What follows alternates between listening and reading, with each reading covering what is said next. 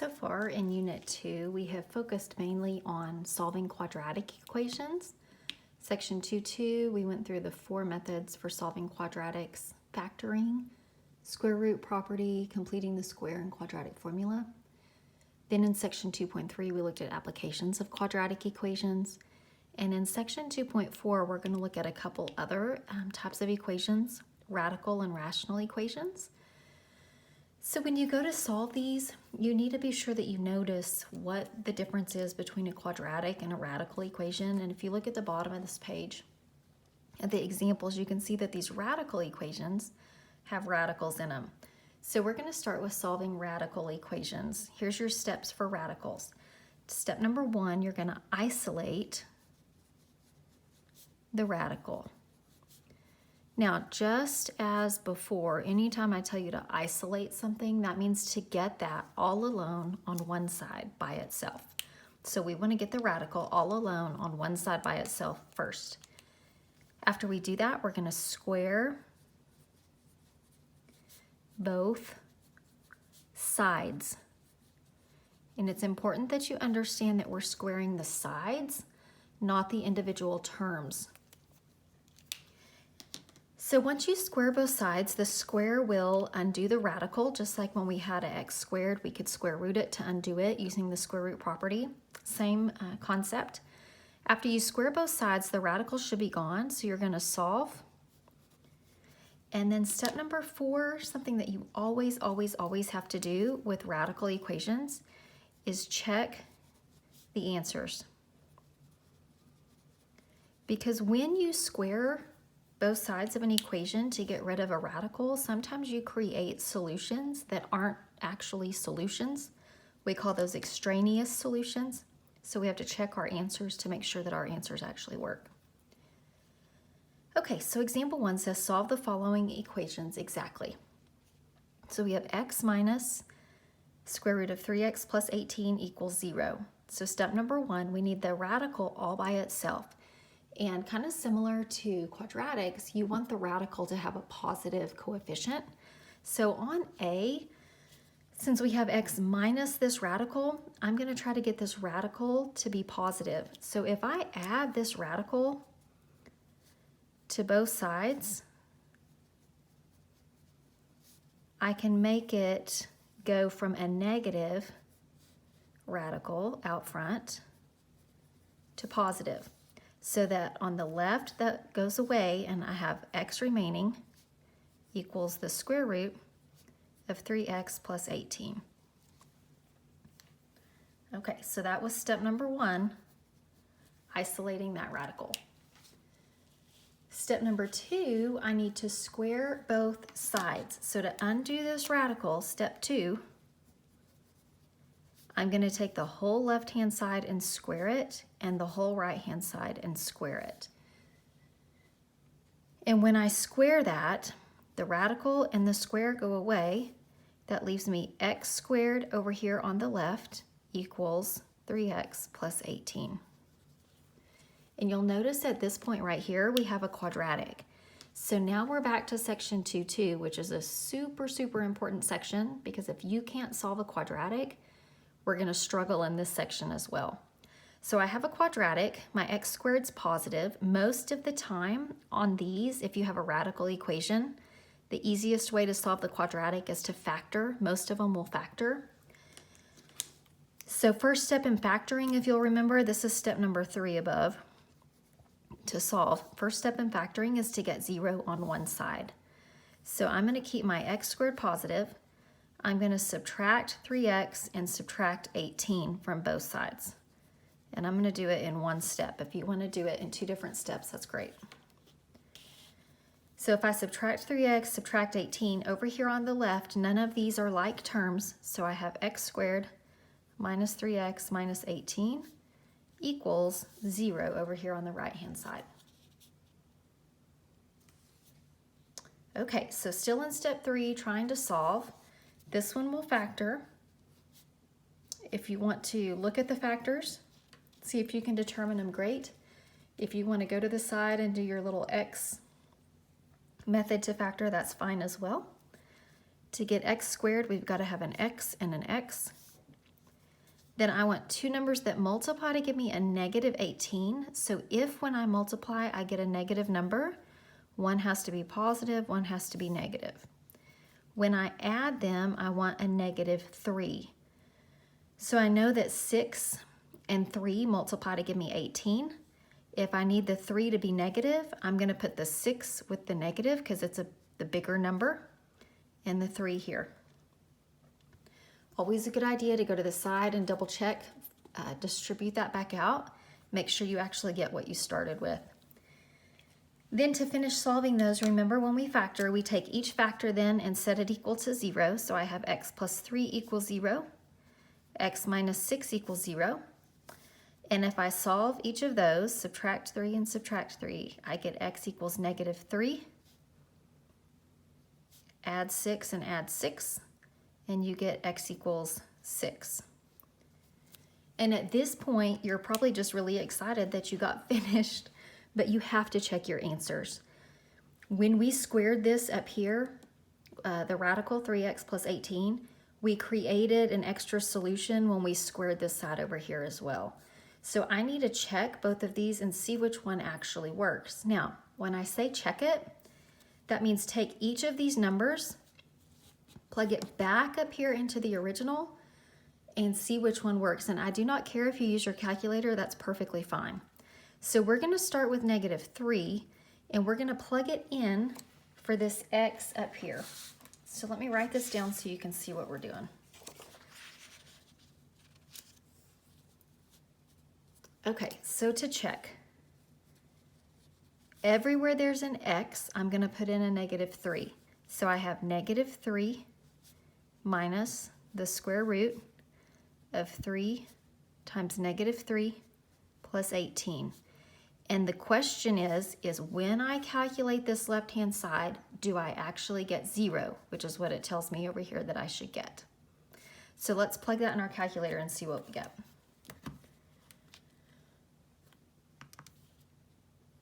All right, so I have negative 3 minus the square root, 3 times negative 3 plus 18.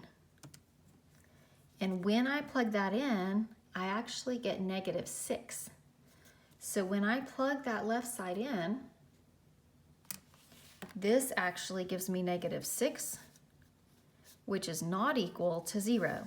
So negative 3 is not a solution. So if I go back over here, we call that an extraneous solution.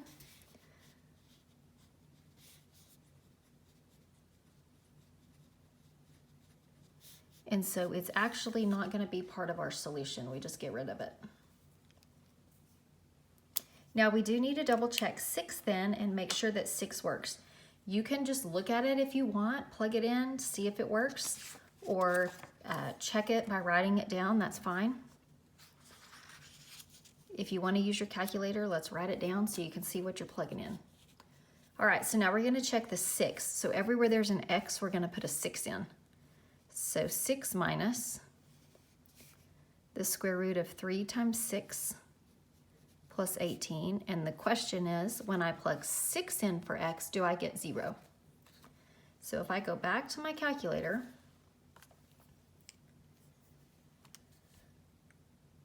and plug it in just like this, I have 6 minus the square root of 3 times 6 plus 18, which gives me 0. So 6 is the actual solution to this first problem.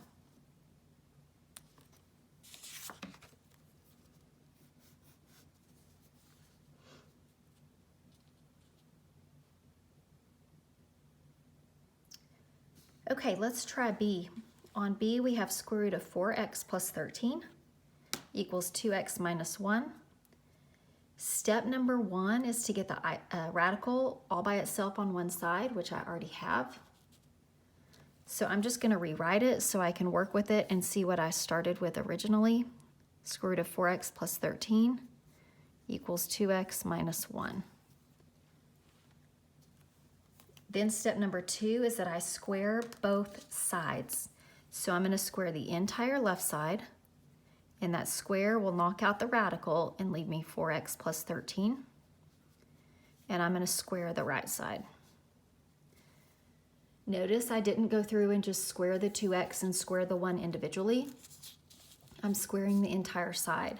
So remember that square means that whatever that square is on, in this case 2x minus 1, I'm going to write that out twice and distribute. So I'm going to leave the left side alone for just a minute, 4x plus 13. When I distribute over here on the right side, I have 2x times 2x gives me 4x squared. 2x times negative 1 gives me minus 2x. Then I have to distribute the negative 1, so negative 1 times 2x is another negative 2x, and a negative 1 times negative 1 is positive 1.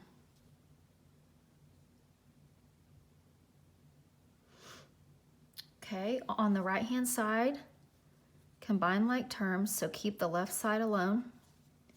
So on the right-hand side, we have 4x squared minus 4x plus 1. Okay, so you can see up here where I had my purple that changed to blue. This was step 2. I'm squaring both sides. I'm now in the process of solving, and you can see that this is a quadratic equation. How do I know it's quadratic? Because my x has a square on it. The highest power on x is a 2. That tells me it's quadratic. Okay, so since it's quadratic, I kind of mentioned this before, we need to get 0 on one side. Most of these will factor. Even if they don't factor, 0 on one side is the first step to the quadratic formula, which would be your alternative plan. So since my x squared is on the right-hand side and it's positive, I'm going to move everything from the left over to the right. All right, so to do that, on the left, I have positive 4x, positive 13. I'm going to subtract 4x, subtract 13. I'm just going to do it in one step. Keeping in mind, here's my equal sign. I'm going to do the same thing on the right-hand side, watching my terms and being sure I have my like terms together. So on the left side, I have 0 equals 4x squared minus 8x minus 12. Now, it's been a while since we've mentioned this, but if you'll notice, 4x squared minus 8x minus 12, technically the first step in factoring is to factor out that greatest common factor.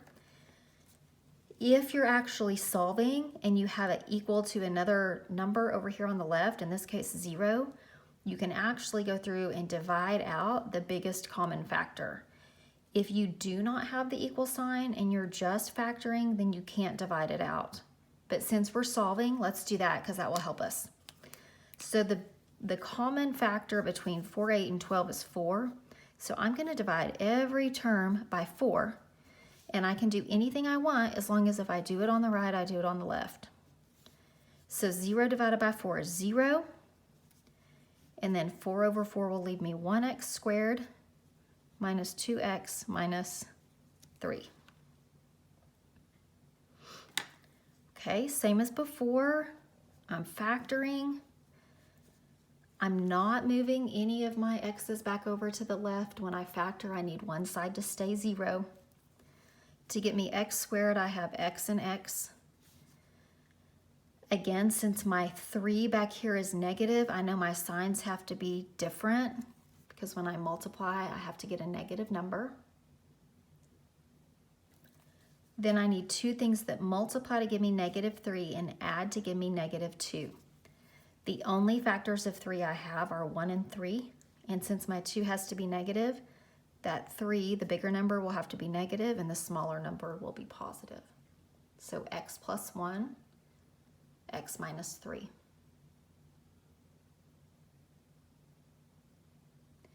Okay, from here, look back over to our other example on the left. Once I got it factored, I set each factor equal to 0. Same thing here. So I have x plus 1 equals 0. Subtract 1 from both sides, you get negative 1. X minus 3 equals 0. Add 3 to both sides and you get positive 3. And same as before, when I squared it up top, I ended up creating solutions that aren't really solutions. So I need to go back and check this one. Let me let you get that written down.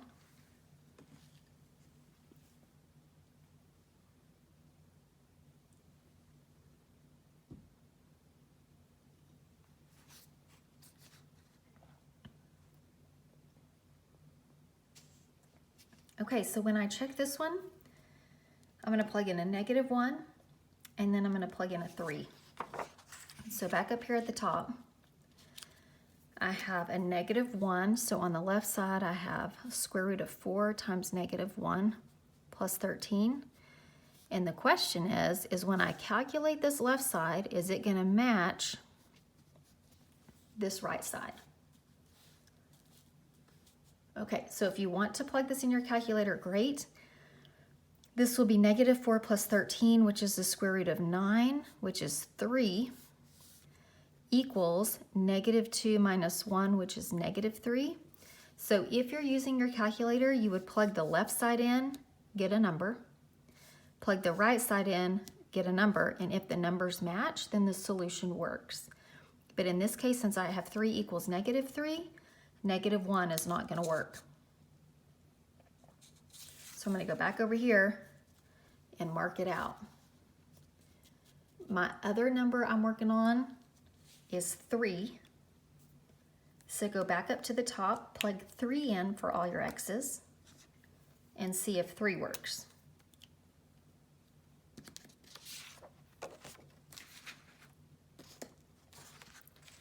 Okay, so let's do that. If I plug 3 in,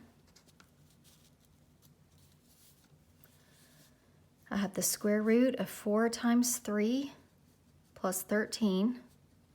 And I want to know, does that equal 2 times 3 minus 1? And like I said, some of these you might can just look at. 4 times 3 is 12, plus 13 is 25. And the square root of 25 is 5. On the right side, 2 times 3 is 6. And then you have a minus 1, which is 5. So this one checks. And then it's really easy to actually look at this number, the 5 equals 5, and say that that's your answer, but it's not your answer. So we've got to go back and look. We plugged 3 in for x. So my answer is actually x equals 3. Okay, part C is very similar to part B, except in part C, the x and the 6 start out on the left-hand side. And so I need to get this radical all alone. To undo the minus x and the minus 6, I gotta move them over to the right-hand side. So keeping in mind, addition undoes subtraction. Let's work on that. So I'm gonna add x and add 6 to both sides. Okay, so when I do that, I have square root of 2x plus 15 on the left equals x plus 6 on the right. And at this point right here, if you look back up to example B, we have a square root and then we have a binomial over here on the right-hand side. And then we will pick up and do it just like we just did on the other one. Okay, so step number 1, I need to get rid of this radical. To do that, I'm squaring both sides. Both sides, I'm not just gonna square the x and square the 6. That's a big no-no. So the square root and the square go away. Leave me 2x plus 15 equals, on the right-hand side, I have x plus 6 times x plus 6. Okay, so I'm going to leave the left side like it is for a second while I work on the right side. Same as example B. On the right side, I'm going to distribute my x everywhere and then my 6 everywhere. So I have x times x, which is x squared, x times 6, which is plus 6x, 6 times x, which is 6 more x's, and 6 times 6 is 36.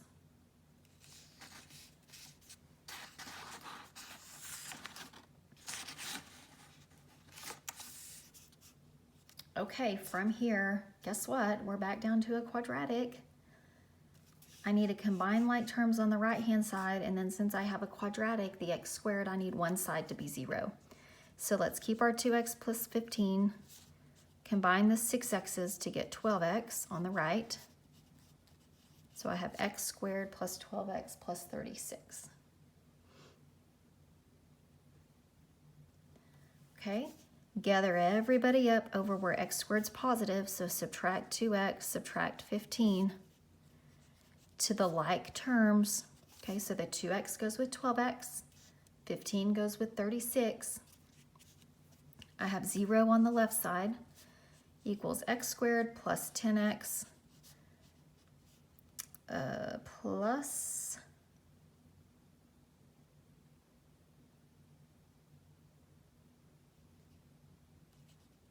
21. Okay, factor. There's no common term out of x squared, 10x, and 21 that I can divide out. So I have x and x, kind of thinking through this again. Two numbers that multiply to give me positive 21, add to give me positive 10. So factors of 21, I'm thinking 7 and 3 give me 10. Since the 21's positive, the signs are the same. Since the 10's positive, they're both positive. So plus 7 plus 3. Then set each factor equal to 0. Okay, so x plus 7 equals 0, subtract 7, and you get x to be negative 7. Subtract 3, and you get x to be negative 3. And then if you check your work, negative 7's not going to work, only x equals negative 3 is. So I'll let you pause the video for a second. Go back and check your work. Keep in mind you're plugging in negative 7, negative 3 back into this original. When you do that here, watch your signs real carefully. When you plug it in on the left, you want to get 0 because that's who you have on the right-hand side. So try negative 7, try negative 3, and see what you get.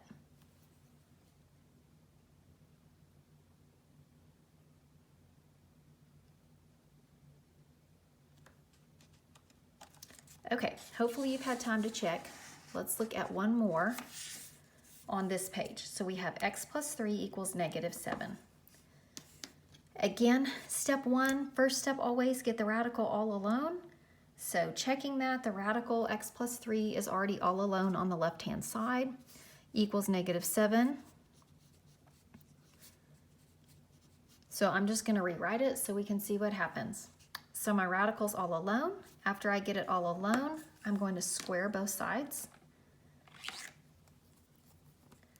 Okay, so if I square the left, I have to square the right. Now, careful. I have to square the whole right side so that negative gets squared as well. So on the left, the radical and the square go and leave me x plus 3. On the right, negative 7 times negative 7 is 49. Okay, now this one's nice. Notice I do not have a quadratic. Okay, so we have so many quadratics that solving the quadratics are kind of forefront in our mind. This is not a quadratic. It's a linear equation because I have an exponent of 1 on x. So the goal is to get x alone on the left, numbers on the right. Only when you have an x squared do you want 0 on one side. And only if you're factoring or using quadratic formula. So subtract 3 from both sides and x equals 46. So this one's way shorter, but the same process holds. You have to check your work. Okay, so let's look at this check together real quick. If I have to check x to be 46, if I go back up here, the question is, if I plug in 46 for x, 46 plus 3, is that equal to negative 7? Well, 46 plus 3 is the square root of 49. And square root of 49 is 7, which is not equal to negative 7. So in this case, I only had one solution I'm plugging in, and my solution does not work. If I had positive 7 on the right-hand side, it would work. Okay, so when I check it, 46 doesn't work, so my answer is no solution.